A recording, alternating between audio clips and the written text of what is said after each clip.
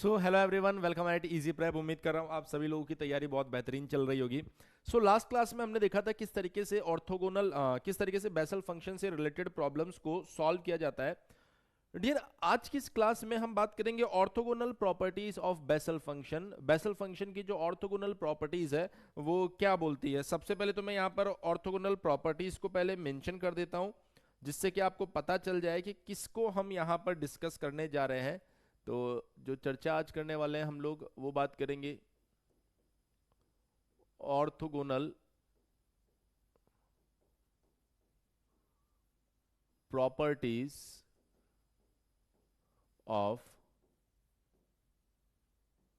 Bessel function. सबसे पहले तो प्रॉपर्टी है क्या उसको लिख देता हूं, उसके बाद में उसका प्रूफ आपसे पूछा जा सकता है, तो उसके बाद में मैं आपको बताऊंगा कि उसे किस तरीके से प्रूफ किया जा सकता है। ऑब्जेक्टिव क्वेश्चन की अगर बात करेंगे तो ऑब्जेक्टिव क्वेश्चन के अंदर वो प्रॉपर्टी लिखी हुई आ सकती है जहां पर आपको पहचानना होगा। कन्वेंशनल क्वेश्चन के अंदर आपको उसे प्रूफ करने की जरूरत पड़ सकती है। तो हमने कहा कि सर मैं प्रॉपर्टी अगर यहाँ पर मेंशन कर दूं तो बहुत बढ़िया रहेगा। तो क्या प्रॉपर्टी है, यहाँ बोला गया if alpha and beta are two distinct roots, two distinct roots of jnx equals to zero. Sir ये जे एन एक्स कौन है? ये बेसल फंक्शन है जो मैं बहुत सी बार लिख चुका हूं और उम्मीद कर रहा हूं कि आपको पता भी होगा। Then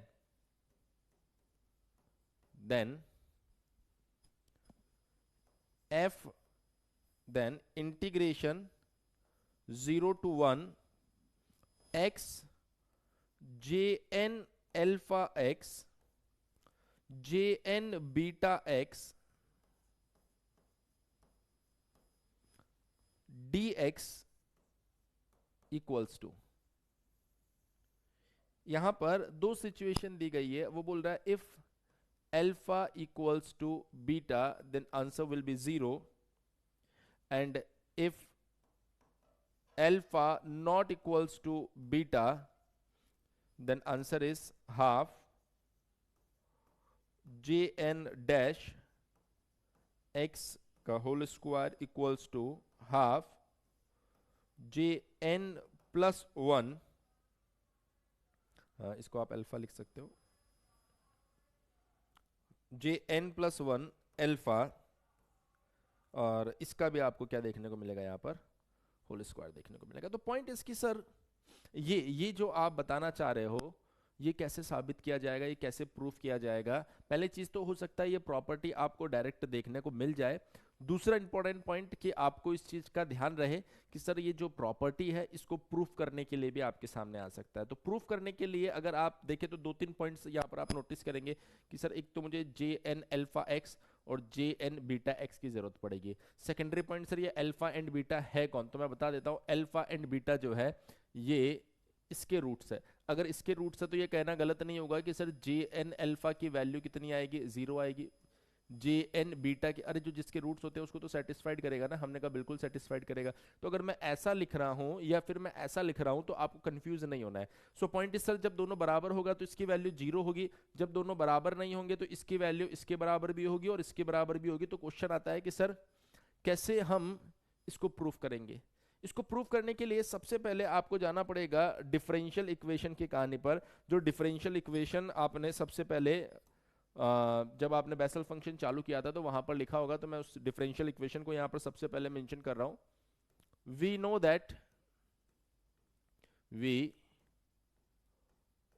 that J N lambda X is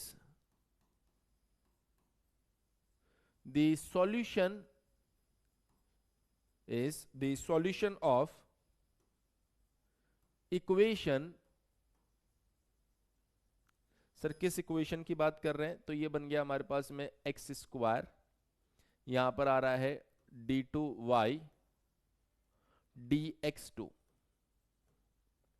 plus x D Y by dx plus lambda square x square minus N square y equals to 0। Sir जब डिफरेंशियल इक्वेशन की बात हुई थी तो यहां पर एक्स स्क्वायर था, मैंने कहा बिल्कुल। जब आपने बेसल डिफरेंशियल इक्वेशन की बात की थी तो यहां पर एक्स स्क्वायर है, क्योंकि वो था आपके पास जे एन एक्स। जब जे एन एक्स होता है तो यहां पर आ जाएगा एक्स स्क्वायर, जब जे एन लैम्डा एक्स होगा तो यहां पर क्या आ जाएगा, lambda square x square. Sir ये डिफरेंशियल इक्वेशन कहां से आई? मैंने कहा याद कीजिए, जब आपने बेसल फंक्शन स्टार्ट किया था तो मैंने कहा बेसल फंक्शन जिस इक्वेशन का सॉल्यूशन आपको मिला था उस इक्वेशन के आगे मैंने मेंशन किया था बेसल इक्वेशन, या उसे आप बोल सकते हैं बेसल डिफरेंशियल इक्वेशन। तो वहीं से हम फिर से शुरुआत कर रहे हैं, वहीं से हम क्या कर रहे हैं बेटा, फिर से शुरुआत कर रहे हैं। मेरे ख्याल से अब आपको इस इक्वेशन में कोई दिक्कत नहीं होगी। जब हमने यहां पर देखा कि सर मुझे यहां पर जे एन अल्फा एक्स और जे एन बीटा एक्स की जरूरत पड़ेगी, तो यहां पर कुछ आपको मान के चलने पड़ेंगे कि कंसिडरेशंस लेने पड़ेंगे। लाइक आप बोल सकते हो u इक्वल्स टू, अगर मैं मान लीजिए कि जे एन अल्फा एक्स ले लेता हूँ, या v equals to J N beta X ले लेता हूँ, या इसी तरीके से अगर कोई केस ले लेता हूँ जहां पर मेरे पास में जे एन अल्फा एक्स और जे एन बीटा एक्स आ जाए, तो शायद इस डेरिवेशन में हमें अच्छी लीड्स मिलने वाली है। तो हमने कहा कि सर सबसे पहले हम यहां पर मान के चलेंगे if u equals to J N alpha x and v equals to J N beta x. तो सर हमें क्या समझ में आया? मैंने कहा सर जब आप बोल रहे हो लैम्डा एक्स यहां पर होता है तो यहां पर आ जाता है लैम्डा स्क्वायर एक्स स्क्वायर। तो अगर मैं इसके लिए लिखने जाऊंगा तो यहां पर अल्फा स्क्वायर एक्स स्क्वायर आ जाएगा, तो हमने कहा सर बिल्कुल आ जाएगा। तो ये बन जाएगा एक्स स्क्वायर डी टू, देखिए अब y ने u इक्वल्स टू चल रहा है ये, तो u इक्वल्स टू चलेगा तो क्या बन जाएगा, d two u d x two plus x, यहां पर आ जाएगा d u d x plus, यहां पर आपके पास में आ जाएगा alpha square x square minus N square, और y की जगह कौन आ जाएगा, u बराबर 0। सर ऐसे ही v के लिए भी, इसके लिए भी अगर आप इक्वेशन लिखेंगे तो क्या बनेगा, मैंने कहा यहां पर ये इक्वेशन बनेगा x square d two v d x two plus, यहां पर आ जाएगा x d v by d x plus, यहां पर आ जाएगा बच्चे आपके पास में beta square x square minus N square v. अब देखिए जब भी कोई डेरिवेशंस आते हैं तो आपको ये सब चीजें ध्यान रखनी होती है कि वो डेरिवेशन कैसे आगे बढ़ रहा है। अगर आप ये सब चीजें नहीं समझेंगे कि सर वो जो डेरिवेशन है हमारे पास में वो कैसे आगे बढ़ रहा है, तो फिर आप उस डेरिवेशन को कंप्लीट नहीं कर पाएंगे। इसलिए ये जानना बहुत जरूरी है कि वो डेरिवेशन किस तरीके से आगे बढ़ रहा है। तो यदि आपको कभी इस डेरिवेशन को करने की जरूरत पड़े तो ये कुछ की पॉइंट्स है जो ध्यान रखने हैं कि सर हाँ ये मानकर मुझे इसमें पुट करना है, उसके बाद जो अगला स्टेप है वो थोड़ा सा आपको एल्गोरिदम दिमाग में रखना होगा, तभी जाकर आप उसे कर पाएंगे। तो अब हमने कहा कि सर इसको बोल दो इक्वेशन नंबर 1 और इसको बोल दो इक्वेशन नंबर 2। अब मैं बोल रहा हूं कि सर मैं यहां पर इक्वेशन नंबर 1 को मल्टीप्लाई करूंगा v बाय एक्स से, इक्वेशन नंबर 2 को मल्टीप्लाई करूंगा u बाय एक्स से। तो हमने कहा कि सर इक्वेशन नंबर 1 को v बाय एक्स से मल्टीप्लाई करने पर क्या आ रहा है, तो यह आएगा सर v बाय एक्स, और इधर से आ जाएगा सर हमारे पास में d two u, x square भी रह गया sir, x square d two u d x two plus x d u d x plus alpha square x square minus N square, और इसको आपने ब्रैकेट में वापस बंद कर दिया। ऐसा करने के बाद में 2 को u अपॉन एक्स से मल्टीप्लाई करना है, फिर 1 में से माइनस कर देना है। तो मैंने पहले यहां पर माइनस साइन लगा दिया, फिर यहां आएगा u बाय एक्स ब्रैकेट, और 2 नंबर इक्वेशन को लिख दो, x square d two v d x two plus x d v by d x plus beta square x square minus N square, यहां पर आ जाएगा v, और इसको कर दिया हमने इक्वल्स टू में 0। इसको हमने क्या कर दिया बेटा, इक्वल्स टू में 0। तो इसमें से इसको माइनस करना है। तो जब हम ये परफॉर्म करने जा रहे हैं तो मैंने कहा देखो सर, ये है v बाई एक्स, ये है एक्स स्क्वायर, तो यहां से जब ये कैंसिल आउट होगा तो एक बचेगा x, और एक क्या बच रहा है हमारे पास में सर, यहाँ पर बच रहा v। यहाँ पर आपके पास में del two u del x two. मैंने कहा सर जब यहाँ पर देखेंगे तो देखो इस x से ये x कट जाएगा, तो एक बचेगा u, एक बचेगा x, यहाँ बच रहा है हमारे पास में d two v d x to.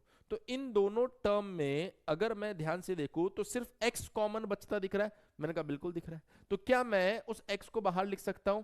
बिल्कुल लिख सकते हो। तो मैं क्या करूं, यहां पर एक लाइन खींच देता हूं। मैंने कहा कि सर देखो अगेन देख लो बेटा, यहां से यहां x बचे, वी एक्स बचेगा, यू एक्स बचेगा, तो सर जी x ले लो बाहर। अंदर क्या बचा सर? मैंने कहा अंदर बच रहा है sir v d two u d x two minus u d two v d x two. Sir ऐसा बच रहा है। हमने कहा अच्छा कोई बात नहीं, ये जब आगे मल्टीप्लाई होगा तो इस x से ये x कट जाएगा, यहां बचेगा v d u by d x. हमने कहा ठीक है। आगे बढ़ेगा तो x से x कट जाएगा, यहां क्या बचेगा u d v by d x. तो हमने कहा सर अब यहां कुछ कॉमन आता दिख रहा है। मैंने कहा देखो कुछ कॉमन आता तो नहीं दिख रहा, लेकिन प्लस का साइन आपने लगा दिया है, और यहां अगर मैं देख पा रहा हूं तो ये आ रहा है v d u by d x minus u d v by dx, ऐसा कुछ दिखाई दे रहा है। हमने कहा ठीक है कोई बात नहीं। ये गया और आगे, जब और आगे ये गया तो देखो यहां पर क्या दिख रहा है, यहां दिख रहा है सर एक v, और यहां दिख रहा है एक u, और डिनोमिनेटर में कौन दिख रहा है सर? x दिख रहा है। मैंने कहा ठीक है। जब ये आगे जाएगा तो यहां दिख रहा है एक u, और यहां दिख रहा है एक v, और डिनोमिनेटर में कौन दिख रहा है? x दिख रहा है। तो हमने कहा ठीक है सर। तो मैंने कहा एक काम करो, दोनों में अगर आप देखेंगे तो u v अपॉन x बाहर हमें दिखाई दे रहा है। हमने कहा ठीक है। अंदर क्या दिखेगा?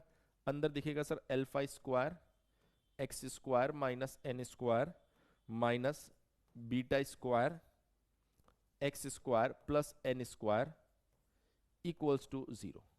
हमने कहा ठीक है। देखो इस टर्म से ये टर्म कट जाएगी। मैं एक बार इसको चेक कर लेता हूं कि ये जो इक्वेशन आपने लिखी है बिल्कुल सही लिखी है, इसलिए क्योंकि आखिरी में डेरिवेशन अगर खराब हो गया तो उसको सिंप्लीफाई करना हमारे लिए बड़ा मुश्किल हो जाएगा। तो मेरे ख्याल से परफेक्ट आ रहा है, कोई समस्या नहीं है, यहां तक बिल्कुल परफेक्ट है। ठीक है सर, अगर यहां तक परफेक्ट है तो अब आप देखिए कि सर एक टर्म है ये और दूसरी टर्म है ये, एक टर्म है ये।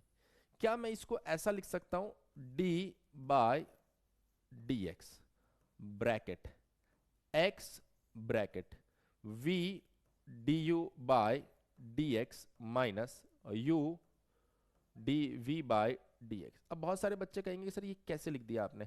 मैंने कहा देखो बेटा, एक फंक्शन हो गया ये, दूसरा हो गया ये। पहली बार इसको कांस्टेंट मानो और इसको डिफरेंशिएशन करो तो देखो ये आ गया ना, डबल डेरिवेटिव लग गया इसके ऊपर। हमने कहा ठीक है। अगली बार इसको कांस्टेंट मान लो और इसको डिफरेंशिएट करो तो इसका डिफरेंशिएशन आएगा 1। हमने कहा हाँ बिल्कुल 1 आ गया। तो आप बोल सकते हो कि सर इन दोनों टर्म को कंबाइंडली मैं ऐसे लिख सकता हूं, इन दोनों टर्म को हम कंबाइंडली ऐसे लिख सकते हैं। हमने कहा ठीक है। यहाँ एन स्क्वायर से एन स्क्वायर चला गया। आप ध्यान से देखिए यहाँ एक्स स्क्वायर भी है, यहाँ एक्स स्क्वायर है, एक एक्स को ले लो बाहर, पूरे एक्स स्क्वायर को बाहर ले लो। तो सर यहाँ क्या दिख रहा है? मैंने कहा यहाँ दिख रहा है यू वी एक्स, और अंदर बच गया sir ji alpha square minus beta square. एक एक स्टेप को बहुत केयरफुली देखिए, एक एक स्टेप को बहुत केयरफुली देखिए। मेरे ख्याल से इसमें किसी भी तरह की कोई समस्या नहीं है, एकदम बढ़िया तरीके से हमने इतना इसको डिराइव कर दिया है। हमने कहा ठीक है सर, अब क्या करें? इसको मैं फ्रेश स्लाइड पर ले चलता हूं क्योंकि मेरे पास जगह नहीं है और आगे होने वाला है ये खराब। तो मैंने कहा कि सर क्या आ रहा है, मैं रिजल्ट एक बार देख के लिख लेता हूं। मैंने कहा सर हमारे पास में ये जो आ रहा है ना, इसको तो इधर ही रख रहा हूं, इसको उधर भेज दे रहा हूं ना अगली स्लाइड पे। तो मैं इधर से मेंशन करके लिख रहा हूं। मैंने कहा सर हमारे पास में आया था alpha square minus beta square, और यहां पे कुछ था यू वी एक्स, ऐसा कुछ था, इक्वल्स टू, उसको जब उधर भेजेंगे तो क्या आ रहा है? Minus d by d x और ब्रैकेट एक्स, बार बार स्लाइड नहीं बदलना पड़ेगा यार, इसलिए लिख लेना, ये मुझे ज्यादा सही लगता है, d u by d x minus u d v by d. अब देख के बता देता हूं उधर कि क्या किया है। वैसे तो आप समझ गए क्या किया है, ये जो टर्म है उसको एज इट इज उधर भेज दिया। मैंने कहा यू और वी के बारे में कुछ जानते हैं क्या? हमने कहा बिल्कुल जानते हैं। शायद लास्ट स्लाइड पे हमने लिखा था यू और वी के बारे में। हाँ, इसी स्लाइड पे लिख रखा है कि यू एंड वी के बारे में। कहाँ लिख रखा है सर? ये रहा। सर u बराबर ऐसा होता है और v बराबर ऐसा होता है। हमने कहा ठीक है, कोई दिक्कत नहीं है, इसको कर देते हैं पुट। ये देखो ना, ऐसा बन चुका हमारे पास में। अगर ऐसा बन चुका है तो अब आप क्या करो sir, alpha square minus beta square को तो ले लो बाहर। हमने कहा ठीक है सर, कौन समस्या नहीं है। u की जगह क्या पुट कर सकते हैं, J N alpha X. v की जगह क्या पुट कर सकते हैं, J N beta X. Sir ji यहाँ पर एक x है, मैंने कहा बिल्कुल है, इसको कर दो इंटीग्रेट, कहां से कहां तक, 0 से 1 तक। हमने कहा ठीक है। यहां पर देखो, इसको भी आपको क्या करना है बेटा, इंटीग्रेट करना है। तो जब आप इसको इंटीग्रेट करेंगे तो माइनस साइन तो ऑलरेडी है, यहाँ डी बाई डी टी है, तो मैंने कहा इंटीग्रेशन लगाऊंगा तो वो हट जाएगा। मैंने कहा बिल्कुल हट जाएगा। तो यहाँ क्या बन जाएगा आपके पास में सर, यहाँ बन जाएगा x bracket v d v by d x minus u d v by d x. हमने कहा ठीक है सर। अब इसकी लिमिट क्या रहेगी सर, 0 से 1।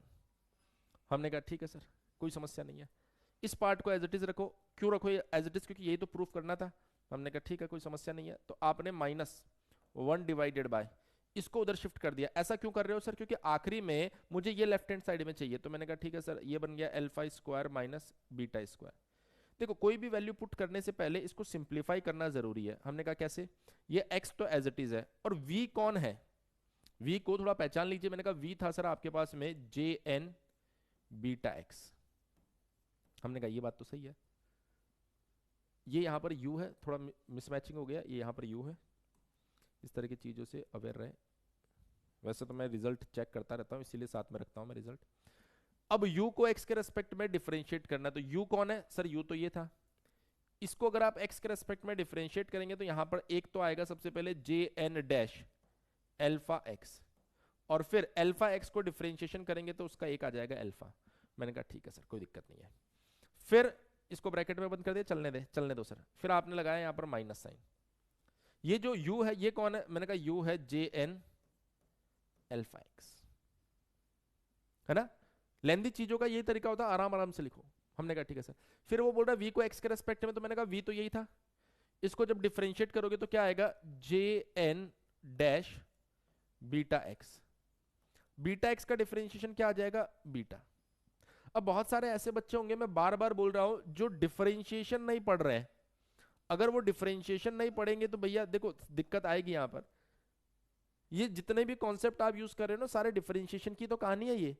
और डिफरेंशिएशन की कहानी अगर आपको जाननी है तो डिफरेंशिएशन को अच्छे से जानना पड़ेगा कि कैसे सर डिफरेंशिएट कर रहे हैं। तो ये डैश लगा, इसका मतलब इसका डिफरेंशिएशन हो गया। इसके अंदर एक फंक्शन है बीटा एक्स, तो उसका डिफरेंशिएशन बीटा आएगा। हमने कहा ठीक है सर।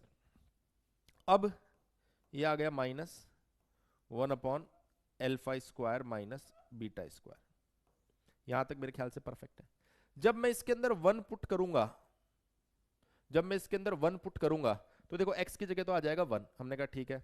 और ये जो आपके पास में आएगा, ये आएगा J N beta, J n dash, ध्यान रखना ये बन जाएगा अंदर अल्फा, और ये जो मल्टीप्लाई में अल्फा है ये एज इट इज रहेगा।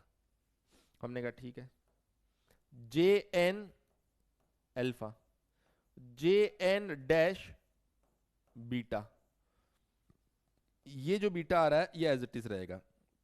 सर ये तब हुआ जब x की वैल्यू 1 पुट की। अब x की वैल्यू जैसे 0 पुट करोगे, पूरी टर्म आपके पास क्या हो जाएगी, 0 हो जाएगी। तो उस टर्म को तो सर लिखने की जरूरत ही नहीं है, ये लो। हमने कहा सर ठीक है, यहां तक की हमें बात समझ में आ गई। अब मैं यहां पर लिख रहा हूं आपके सामने most important case number 1। Case number 1,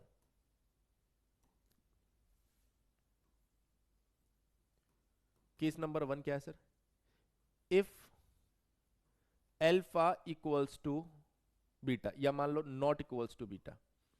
हमने इक्वल्स टू वहां गलत जगह लगा दिया क्या, हाँ ध्यान से देखना बेटा, alpha not equals to beta में आपको 0 मिल रहा है। लो शुरू में ही ब्लंडर मिस्टेक आ गई। और ये है अल्फा इक्वल्स टू बीटा। ठीक है सर, समझ गया। ऐसा क्यों अभी पता चलेगा।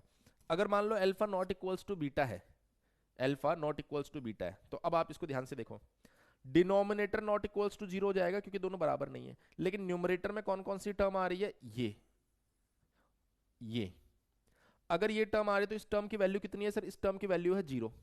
इस टर्म की वैल्यू कितनी है सर? इस टर्म की वैल्यू भी है 0। कैसे पता चला सर? मैंने कहा आपको, देखो बिगिनिंग में मैंने एक चीज बताई थी कि यदि jnx का सॉल्यूशन, यदि jnx का सॉल्यूशन, कहाँ है jnx? jnx jnx jnx इससे पहले वाली स्लाइड में, हाँ, हमने कहा jnx बराबर 0 का यदि रूट अल्फा एंड बीटा है तो आप देखिए यहाँ पे jn अल्फा jn बीटा दोनों की वैल्यू क्या बन जाएगी बेटा? 0 0 बन जाएगी।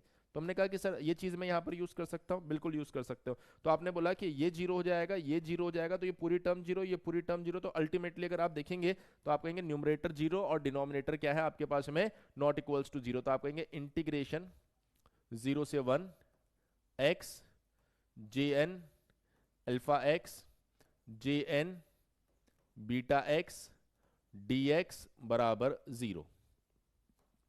ये देखो लेफ्ट हैंड साइड में ये पूरी टर्म थी ना, यहाँ पे एक dx भी लगा लेना, कोई दिक्कत नहीं है, और वो मैंने वहां पर पुट कर दी, आपका हो तो मैं लगा देता हूँ। ये लो dx इंटीग्रेशन है ना। तो हमने कहा कि ठीक है सर, ये बात तो हमको समझ में आ गई, इसमें किसी भी तरह का कोई कंफ्यूजन हमारे दिमाग में नहीं है कि इसकी वैल्यू 0 होगी। कब? जब alpha not equals to beta होगा। लेकिन सर जब यदि अल्फा इक्वल्स टू बीटा हो जाए तो देखो ऊपर तो 0 बन ही रहा है, हमने कहा बिल्कुल बन रहा है। ये जो नीचे आप देख रहे हो ना, ये भी 0 बन रहा है। और लिमिट की फंडामेंटल प्रॉपर्टी बोलती है कि यदि न्यूमरेटर में भी 0 आ रहा हो या डिनोमिनेटर में भी 0 आ रहा हो तो ऐसी कंडीशन में आपके लिए वो इनडिटर्मिनेंट फॉर्म बन जाती है। हमने कहा इनडिटर्मिनेंट फॉर्म यदि बन जाती है तो क्या करना पड़ेगा? इनडिटर्मिनेंट फॉर्म यदि बन जाती है तो वहां पर डीएल हॉस्पिटल रूल लगाना पड़ेगा। बहुत सारे बच्चे कहेंगे कि सर हमें तो पता ही नहीं डीएल हॉस्पिटल रूल क्या होता है, तो मैं बता रहा हूं, इसीलिए मैं बता रहा हूं, एक एक चीज बोल बोल के बताता हूं। पर ये नहीं कि भाई अब आपको लिमिट पढ़ाना चालू कर दे, लिमिट एक दूसरे सेगमेंट में पढ़ाया गया है और शायद आपने पहले भी क्लासेस की होगी तो वहां पर मैंने किसी न किसी कोर्स में आपको लिमिट भी पढ़ाया होगा। तो हमने कहा कि सर अगर हम बात कर रहे हैं यहाँ पर 0/0 फॉर्म बनने पर क्या करते हैं, तो मैंने कहा 0/0 फॉर्म बनने पर इसको बोलते हैं एक इनडिटर्मिनेंट फॉर्म। ये जो इनडिटर्मिनेंट फॉर्म होती है इसको सॉल्व करने के लिए हम यूज करते हैं डीएल हॉस्पिटल रूल। ये रूल क्या बोलता है कि जो न्यूमरेटर है उसको अलग डिफरेंशिएट कर दो, जो डिनोमिनेटर है उसको अलग डिफरेंशिएट कर दो। तो हमने कहा सर इस इक्वेशन को आप नेक्स्ट स्लाइड पर लिख दो ताकि हमें कोई दिक्कत नहीं हो। तो मैंने कहा case number 2, case number 2, case number 2 क्या है? If alpha equals to beta. हमने कहा अल्फा इक्वल्स टू बीटा की अगर मैं बात करूंगा तो जो इक्वेशन आ रही थी वो मैं यहां से लिख लूं क्या डायरेक्ट ही, ताकि मुझे बार बार ये पलटना ना पड़े। इधर कहीं है मेरे पास ये रही इक्वेशन। तो मैंने कहा सर ये इक्वेशन थी integration 0 to 1 x jn alpha x jn beta x dx equals to -1 upon alpha square minus beta square alpha jn beta jn dash alpha minus beta jn alpha jn dash beta. ऐसा कुछ आ रहा था, ऐसा कुछ आ रहा था, मैं एक बार चेक कर लेता हूं। ऐसा कुछ आ रहा है, ये देखो क्लियर है। इसी को मैंने यहां पर वापस रख दिया। अब क्या करना है?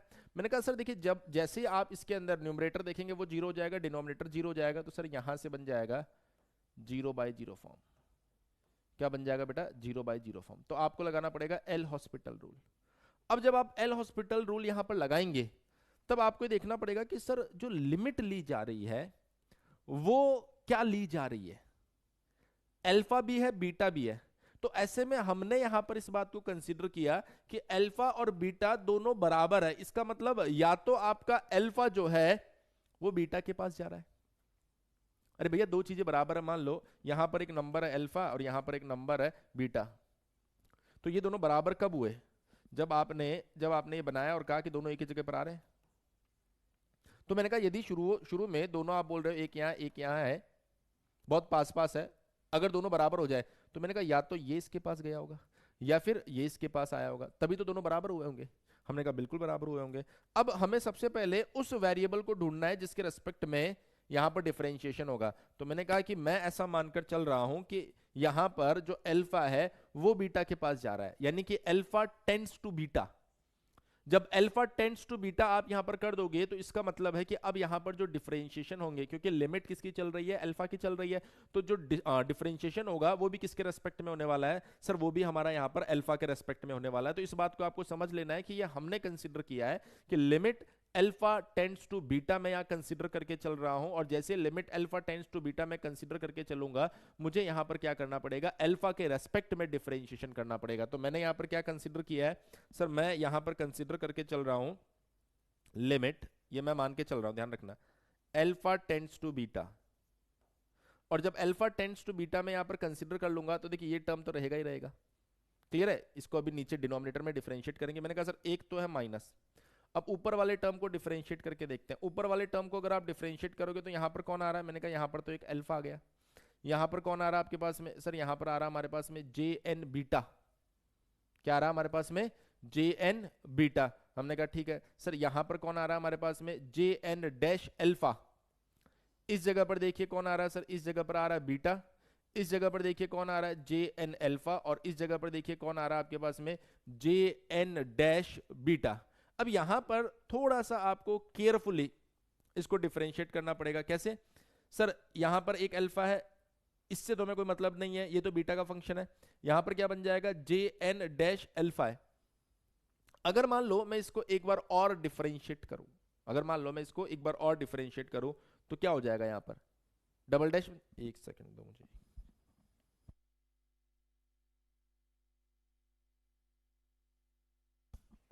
हाँ। तो हम क्या बात कर रहे थे कि सर अगर मैं इसको एक बार और डिफरेंशिएट करूं यहां पर तो ये क्या बन जाएगा सर, एक बार और डिफरेंशिएट करने पर ये बन जाएगा डबल डैश। लेकिन उससे पहले हमको ये बात समझने की जरूरत है कि सर अगर मैं बोल रहा हूं, इस बात को बहुत केयरफुली समझिए कि सर ये आपने कंसीडर किया है, कि मैंने कहा बिल्कुल ये मैंने कंसीडर किया है। क्यों कंसीडर किया है, क्योंकि मैं एक के रेस्पेक्ट में आगे बढ़ सकता हूं। तो मैंने ये बोला कि जो अल्फा है वो बीटा के पास जा रहा है, यानी कि अल्फा टेंड्स टू बीटा, जैसे हम बोलते हैं ना एक्स टेंड्स टू जीरो, तो एक्स बराबर जीरो नहीं है, टेंड्स टू जीरो है, यानी जीरो के जस्ट बराबर, लगभग जीरो के पास जा रहा है वो। तो हमने बोला अल्फा अगर बीटा के पास जाएगा तो बीटा तो अपनी जगह पर है ना, तो बीटा को यहां पर कंसीडर किया जाता है कांस्टेंट। और जब आप बीटा को यहां पर कांस्टेंट कंसीडर करोगे तो इसका मतलब बीटा की वैल्यू में तो कोई चेंजेस ही नहीं है ना। अगर बीटा की वैल्यू में कोई चेंजेस नहीं है तो जो जे एन बीटा पहले जीरो था वो आज भी जीरो ही रहेगा। हमने कहा बिल्कुल जीरो रहेगा। तो ये जो टर्म आप देख पा रहे हो ये पूरी की पूरी क्या हो जाएगी, जीरो। लेकिन ये जो टर्म आप देख पा रहे हो इसको आपको क्या करना पड़ेगा, डिफरेंशिएट करना पड़ेगा। तो मैंने कहा सर ब्रैकेट, पहली टर्म तो पूरी की पूरी जीरो हो गई क्योंकि ये तो कांस्टेंट हो गई भाई, ये टर्म ही जीरो है तो इसमें आगे कुछ सॉल्व करने की जरूरत ही नहीं है। तो हमने कहा ये तो पूरा जीरो हो गया, माइनस। फिर हमने कहा सर बीटा, ये एक कांस्टेंट टर्म है बीटा। जे एन अल्फा की बात करेंगे तो ये बन जाएगा जे एन डैश अल्फा। फिर उसके बाद में इधर कौन आ रहा है सर, इधर आ रहा है जे एन डैश बीटा। हमने कहा ठीक है सर। डिनोमिनेटर में सर, डिनोमिनेटर में देखिए अल्फा स्क्वायर का डिफरेंशिएशन 2 अल्फा। अगर हम बात करें बीटा स्क्वायर तो वो तो हो जाएगा आपके पास में 0। तो फाइनली जब इसको आप सिंप्लीफाई कर रहे हो तो इसको सिंप्लीफाई करने के बाद में अल्फा की जगह कौन आ जाएगा, बीटा, माइनस माइनस हो जाएगा प्लस। तो ये जो मैं देख पा रहा हूं यहाँ देखिए, यहाँ पर देखिए एक दिख रहा है आपको बीटा, मैंने कहा बिल्कुल दिख रहा है। यहाँ पर कौन दिख रहा है सर, ये बन जाएगा जे एन डैश बीटा, और एक सर पहले से बीटा है J n dash beta. Denominator में कौन है 2, अल्फा की जगह कौन आ जाएगा, बीटा, तो बीटा से बीटा चला जाएगा और ये क्या बन गया सर, ये बन गया J n dash beta divided by 2, और इसका बन जाएगा होल स्क्वायर। और एक्चुअल में आपको पता है कि जो अल्फा है, एक्चुअल में आपको पता है कि इस केस में आप क्या लेके चल रहे थे, अल्फा नॉट इक्वल्स टू, ये नॉट इक्वल्स टू बीटा, लेकिन इसमें क्या लेके चल रहे थे, alpha equals to beta. Equals to beta है तो आप इसको कैसे लिख सकते हो सर, इसको मैं लिख सकता हूं जे एन डैश अल्फा, इसका बन जाएगा होल स्क्वायर डिवाइडेड बाय 2। तो बहुत सारी ऐसी चीजें हैं जो इस पर्टिकुलर डेरिवेशन के बीच में हुई जो आपको समझने की जरूरत है। मैं एक बार जस्ट आपको जल्दी से ओवरव्यू देना चाहूंगा और उसके बाद में इसको थोड़ा सा और कंटिन्यू करेंगे। अभी थोड़ा सा चेंजेस और करना है क्योंकि देखो यहाँ पर आप देख रहे हो ये तो आपने प्रूफ कर दिया, पर ये सेगमेंट जो है इसके लिए ज्यादा मेहनत करने की जरूरत नहीं है। हमने कहा कि सर हम orthogonal properties of Bessel function की बात कर रहे हैं, तो वो बोल रहा है if alpha and beta are two distinct root of this Bessel function, तो ऐसी कंडीशन में integration of 0 to 1 x J N alpha x J N beta x dx equals to, आपके पास में जब alpha not equals to beta होगा तो इसकी वैल्यू 0 आएगी, जब आपके पास अल्फा इक्वल्स टू बीटा होगा तो इसकी जो वैल्यू आने वाली है वो ये आने वाली है।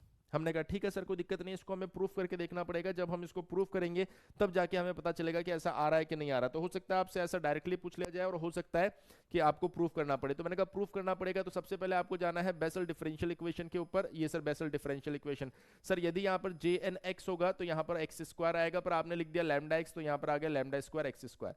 हमने कहा हमें हमारे इक्वेशन के अंदर इन दो टर्म्स की जरूरत थी, मैंने कहा बिल्कुल इन दो टर्म्स की जरूरत थी, इसलिए आपने यहां पर मान लिया u equals to this, v equals to this. Clear है? अब उसके बाद में आपने कहा कि सर इसको अगर आप इसमें पुट करोगे, सिमिलरली इसको इंटीग्रेशन कर दिया 0 से 1 तक। जब दोनों साइड इंटीग्रेशन आपने किया और इस साइड पे आपने 0 से 1 की लिमिट लगाई, सर क्यों किया इंटीग्रेशन? मैंने कहा डी बाई डी एक्स आ रहा है और डी बाई डी एक्स हमें सॉल्यूशन में चाहिए नहीं, तो हमने इंटीग्रेट कर दिया, यहाँ पर 0 से 1 लिमिट लगाई, तो 0 पुट करने पे तो पूरी टर्म गायब हो गई, 1 पुट करने पे ये बच गया, ये बच गया। तो मैंने यहाँ पर दो केस लगाए। पहला केस जब दोनों बराबर नहीं है, दोनों बराबर नहीं है तो न्यूमरेटर जीरो नहीं हो रहा, denominator zero, sorry denominator zero नहीं हो रहा, न्यूमरेटर जीरो हो गया तो उसकी वैल्यू तो डायरेक्ट जीरो आती है, तो आपने बोल दिया सर इसका आंसर जीरो आएगा।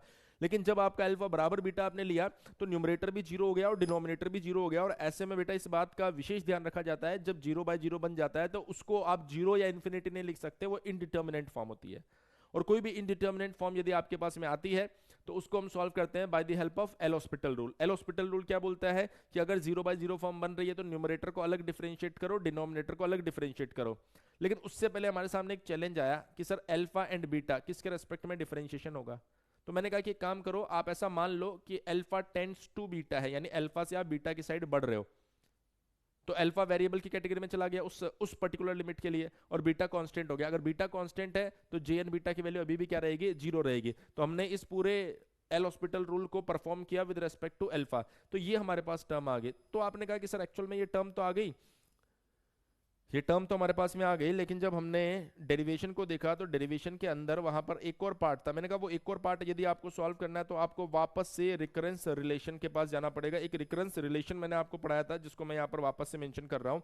क्या था वो था J n dash x equals to n by x, और ये बन रहा है J n x minus J n plus one x. Sir ऐसा था, हमने कहा इसके अंदर अगर मैं अल्फा पुट कर दूं तो आपने कहा जे एन डैश अल्फा, ये सब मैंने प्रूफ करवा रखे हैं।